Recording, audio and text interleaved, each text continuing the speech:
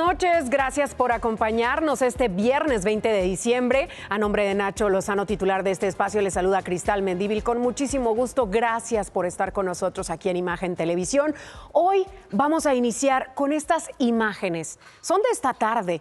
Un tráiler de doble remolque perdió los frenos mientras circulaba sobre la autopista México-Toluca, esto con dirección acá a la capital mexiquense. El vehículo se impactó contra al menos otros 10 autos. Sucedió a la altura de la caseta de La Venta, esto es en la alcaldía Coajimalpa. Algunos quedaron completamente destrozados. Vea los vehículos en su pantalla. Se reportaron 3 heridos, quienes fueron llevados a un hospital, mientras que el conductor del tráiler fue detenido.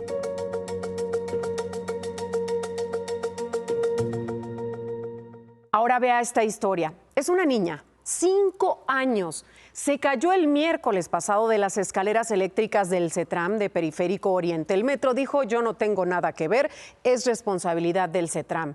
Dayana Romina necesita hoy una reconstrucción en el brazo derecho, es el más afectado. Requiere además una cirugía en nariz, mandíbula, tratamientos faciales. Imagínese el dolor que está padeciendo esta pequeñita por una imprudencia, por una negligencia.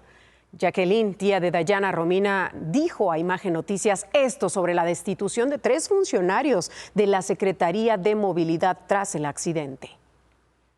No nos ayuda, no nos afecta, no nos beneficia, o sea, realmente, pues sí, no le veo en algo que nos pueda ayudar en estos momentos. O sea, si los retiran de su cargo, a mí me gustaría que en lugar de eso dijeran: ahorita mismo la niña va a entrar a la cirugía. Creo que eso para nosotros es más relevante que quitar a personas de su cargo. Esa debió ser la prioridad, ver cómo estaba la niña, atenderla de inmediato, intervenirla. La niña cayó porque el barandal de la escalera no tenía un vidrio que la protegiera. Solamente le pusieron ahí un plástico, un hule pegado, no había señales de nada, absolutamente. No colocaron señalización que indicara que había peligro en esa zona. La tía de la víctima agregó que en un principio ni el metro ni la CETRAM se querían hacer responsables del accidente. Fue tanta la negligencia que duró un vidrio 8 meses, que pudo haber sido: hoy se rompió, mañana te lo pongo. ¿Cómo es posible que sean pues como tan negligentes o no le tomen la importancia suficiente a una persona tan pequeñita que no tuvo que haber pasado por lo que está viviendo?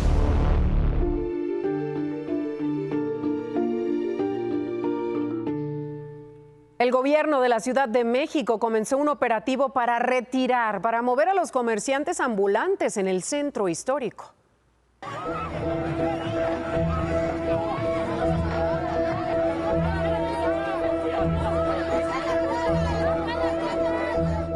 Así, fueron retirados hoy comerciantes que ocupaban el Zócalo capitalino por personal del Instituto de Verificación Administrativa y de la Secretaría de Seguridad Ciudadana. El operativo Orden y Seguridad en el Centro Histórico, que desplegó a cerca de 1,000 servidores públicos, desató un enfrentamiento.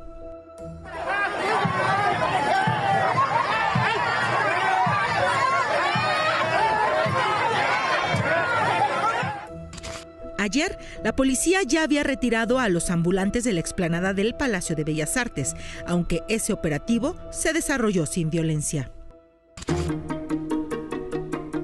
Sí se ve un poco mal la imagen, ¿no? O sea, como que todo amontonado, pero pues yo creo que mientras no le hagan daño a la gente.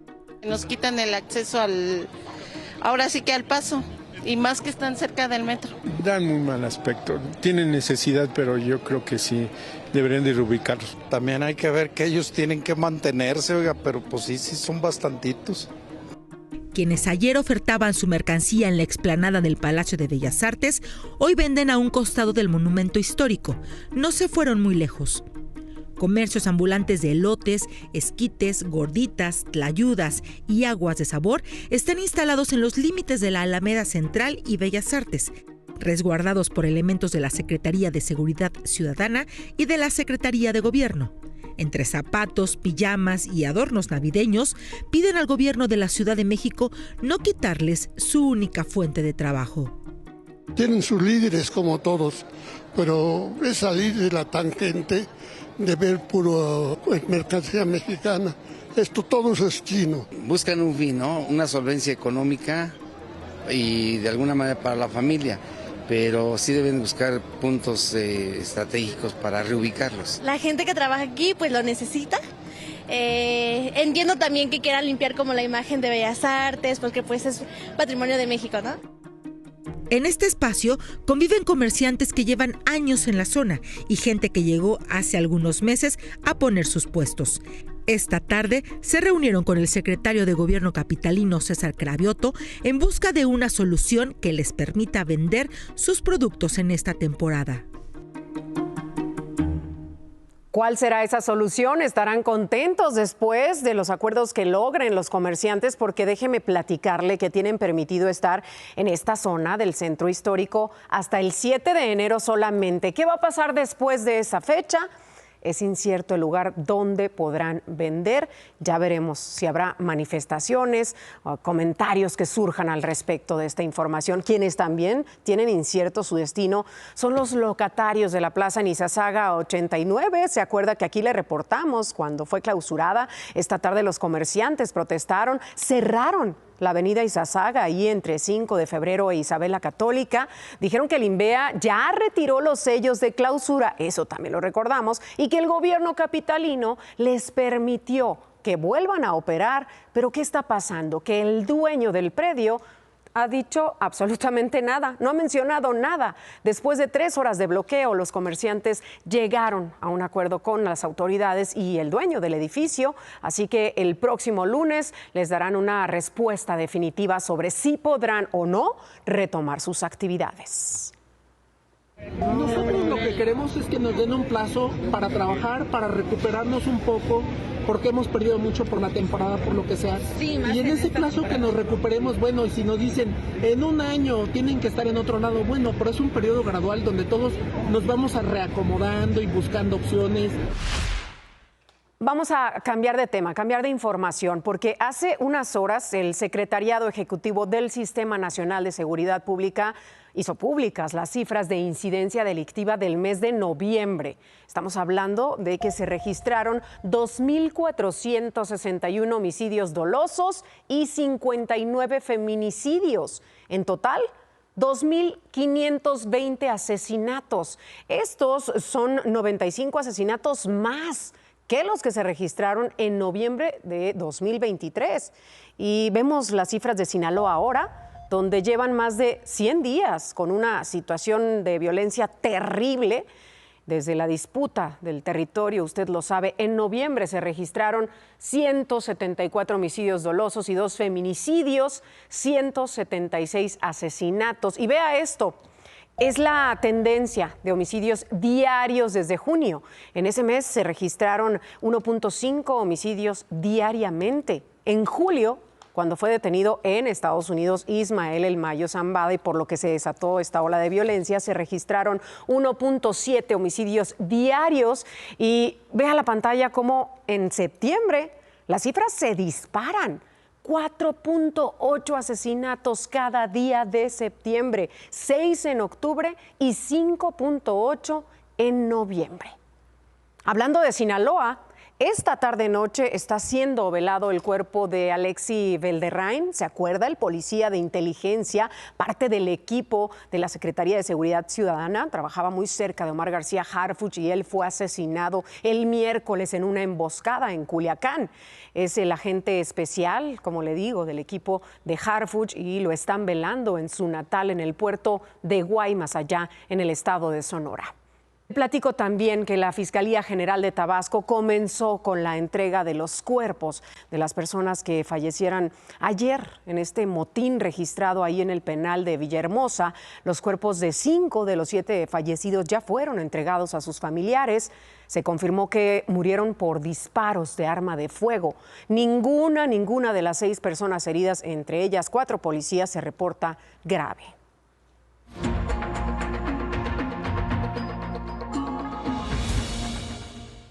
Y otro tema importante de esta semana, la supuesta red delictiva que denunció el Infonavit al detectar que se otorgaban múltiples créditos. Pues resulta que el director del Infonavit, Octavio Romero Oropesa, expuso presuntos casos de corrupción que sucedieron entre 2013 y 2018. Hoy tenemos reacciones. Respondió uno de los exdirectores del Infonavit, el ahora senador morenista, Alejandro Murat, que dijo, aquí está. Durante mi gestión, el instituto logró otorgar más de 1,5 millones de créditos y mantener finanzas con las más altas calificaciones. Fue la gestión de mi sucesor en el instituto, David Penchina, la que realizó un pago indebido e inexplicable por 5,000 millones de pesos. Esa ilegalidad fue sancionada por la Fiscalía General de la República y fueron aprehendidos el secretario general y el subdirector jurídico de esa administración.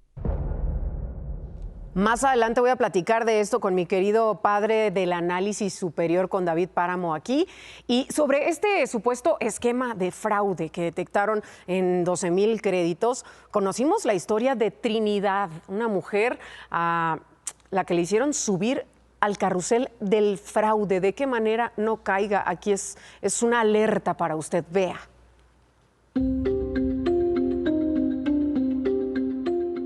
Ya me vieron la cara. Lo único que quisiera es, si no voy a obtener esos recursos, que haya gente que pague. En abril de 2023, Trinidad fue contactada vía telefónica por un supuesto trabajador del Infonavit. Ella lo rechazó. Insistieron y le dijeron que no le pretendían vender una casa, pero le ofrecían que obtuviera en efectivo el ahorro de su subcuenta de vivienda. Así la convencieron de tener una reunión. Yo sabía que solo se puede acceder al dinero del Infonavit, y ni siquiera al dinero propiamente, en una de las dos formas. Trinidad cayó en el carrusel de la estafa, cuando le mostraron un oficio falso en el que, tras la pandemia de COVID, el gobierno federal autorizaba disponer del ahorro en el Infonavit para apoyar a personas de más de 50 años. Ocuparon un golpe muy bajo hablando de la pandemia. Ocuparon un golpe muy bajo hablando de edad. En julio de 2023, Trinidad firmó un contrato con la administradora Coco Capital para comprar una casa en Coacalco, Estado de México, con su ahorro y un crédito de Infonavit. De sus 550,000 pesos de ahorro, le descontarían 172,000 pesos como pago a la administradora y solo recibiría 338,000 pesos. Dinero que le entregarían en febrero de 2024 y que a la fecha no ha recibido. Usted aparentemente adquiere la casa, pero cuando usted está adquiriendo la casa, ya hay alguien para comprarla. Entonces, es este puente nada más que estamos haciendo. Hoy Trinidad no puede acceder a su cuenta del Infonavit porque alguien más la dio de alta. Ya levantó una queja. Además, desde marzo de este año, el despacho de cobranza Activo Líquido la busca para reclamarle el pago mensual de 1,300 pesos, derivado de un crédito con el Infonavit del que ella no tiene conocimiento. No sabe si existe o no, pero nunca recibió el dinero. No puedo decirle a la gente que se cuide, porque hay un trabajo casi de filigrana para engancharte. Y la comprendemos, la entendemos, porque sí es una red que opera desde el interior del Infonavit, que implicaba la participación de empleados y demás. Imagínese, pero bueno, en otras cosas le platico. La presidenta de México, Claudia Sheinbaum, firmó el decreto para imponer aranceles a las exportaciones de la industria textil extranjera y con el fin de proteger el mercado mexicano. Ayer hubo un anuncio importante que se fijó este arancel temporal del 35%, ¿se acuerda? A 138 fracciones de mercancías confeccionadas y 15% a la importación de 17 fracciones de textiles. Bueno, Le cuento ahora que el presidente de la Cámara Nacional de la Industria Textil, Rafael Saga, consideró que estos nuevos aranceles no van a afectar, dice, a las plataformas chinas de comercio como si usted compra en Shein o Temu, tampoco van a elevar los costos del mercado interno. Dijo que más bien estas medidas obedecen a la necesidad de poner un piso parejo para la producción nacional. Mientras respeten las mismas normas y paguen los mismos impuestos, pues bienvenida a la competencia. La competencia nos hace mejor a todos. 35% es algo que aplaude la industria y que es mucho mejor que lo que teníamos, pero sobre todo, y lo más importante, que se importe legalmente, que pague sus impuestos y que compita con la industria nacional. ¿Es suficiente este tipo de medidas arancelarias para combatir la ilegalidad? Se lo preguntamos al exsecretario de Economía, a Ildefonso Guajardo, y esto nos respondió. Que si no tenemos control de las aduanas, por más esfuerzo que haga el secretario de Economía, pues él va a controlar lo que intenta entrar legalmente, pero ¿quién controla lo que entra ilegalmente haciendo temas de corrupción en las aduanas del país y en los puertos del país?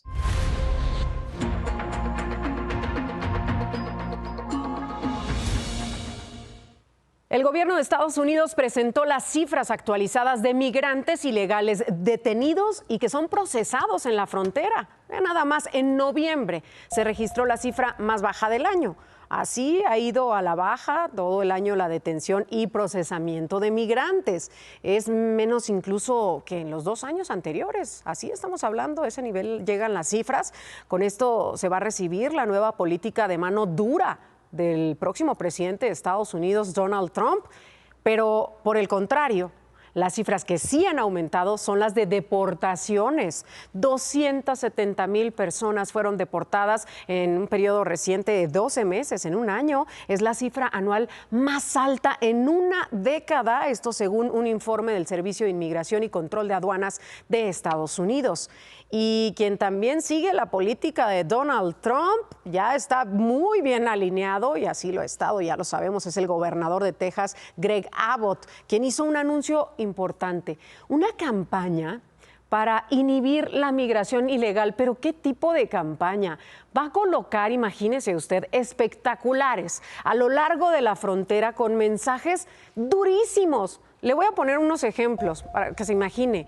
Una de las frases que habrá en uno de estos será: muchas niñas que tratan de emigrar a Texas son secuestradas. Por el bien de tu familia, detén tu camino. Otro: ¿cuándo pagaste para que violen a tu hija? Muchas niñas son violadas por los coyotes. O peligro adelante, si cruzas a Texas ilegalmente, lo lamentarás para siempre. Este es el tono de los mensajes del gobernador dirigidos a migrantes de Centroamérica, sobre todo de México. Incluso se van a publicar en otros idiomas, no solo el español, será en chino, ruso y árabe. Y fíjese, en conferencia de prensa, el embajador de Estados Unidos en México, Ken Salazar, hoy mandó un mensaje a los senadores, a los futuros senadores de su país. Les pidió que no enfoquen los esfuerzos solamente en la frontera entre ambos países. Si yo estuviera ahí en el Senado, lo que yo les dijera, primeramente vamos a enfocarnos en los cinturones de seguridad. Sí, la frontera entre Estados Unidos y México está quebrada y la tenemos que componer. Sí, hay oportunidad de hacer mucho más en el sureste, en el istmo de Tehuantepec. Y sí, la solución, mucho en el sureste, también está en la frontera entre Guatemala y México. Antes de hacer una pausa, acompáñenme al resumen de las noticias. El director general del Aeropuerto Internacional Felipe Ángeles, Isidro Pastor, informó que en 2024 el AIFA creció sus operaciones, tuvo más de 6 millones de pasajeros, es el principal aeropuerto de carga en el país y cuenta con 37 destinos nacionales y 9 internacionales. El sistema penitenciario de la Ciudad de México alista el menú para las personas que sean detenidas por conducir en estado de ebriedad las noches del 24 y el 31 de diciembre. El plato fuerte de la cena de Navidad serán romeritos con papas y camarón, y el de Año Nuevo, pozole de cerdo.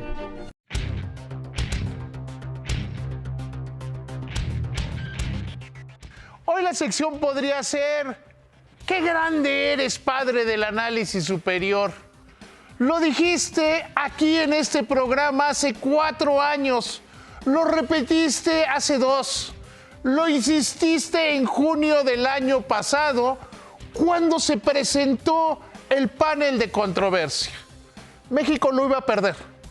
México iba a perder este panel, lo dije desde que inició la discusión.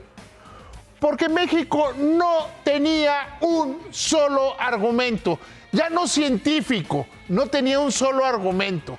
Se vivían escondidos en el sin maíz no hay país y muchas cosas de la creencia popular. Hoy el panel del Tratado de Libre Comercio resuelve que México no tiene razón en el tema del maíz transgénico. La respuesta de la Secretaría de Economía, de la Secretaría de Agricultura es: no estamos de acuerdo con el panel, vamos a seguir prohibiendo que se produzca maíz genéticamente modificado en México, pero eso sí, lo que no dicen es: vamos a seguir importando un chorro de maíz genéticamente modificado como ha venido sucediendo. Vamos, es clarísimo. Lo dijo el padre del análisis superior hace 4 años. México iba a perder el panel, que hoy se confirma. Échame la cámara. Cristal, ¿cómo ves que ya están en no es mi culpa si no es la tuya? No fui yo, fuiste tú. Hoy Murat dice: yo no fui, fue Penchina. Y mientras tanto, el tema del Infonavit se sigue complicando. Regreso contigo, Cris. Gracias, querido David. ¿Y cuál novedad? Que echar las culpas para los lados, todos menos yo. El chiste aquí, el tema, la gravedad es que hay muchísimas personas que compraron viviendas sobrevendidas. Muchas personas compraron una misma vivienda y es a través de una red que operó desde el interior del Infonavit, y ahí está lo delicado. Muchísimas gracias. Vamos a hacer una pausa, es breve. Regresamos con mucha más información. Quédese aquí en Imagen Televisión. Gracias por acompañarnos. Muy buenas noches. Buen fin de semana para todos. Se quedan con ¿Qué importa?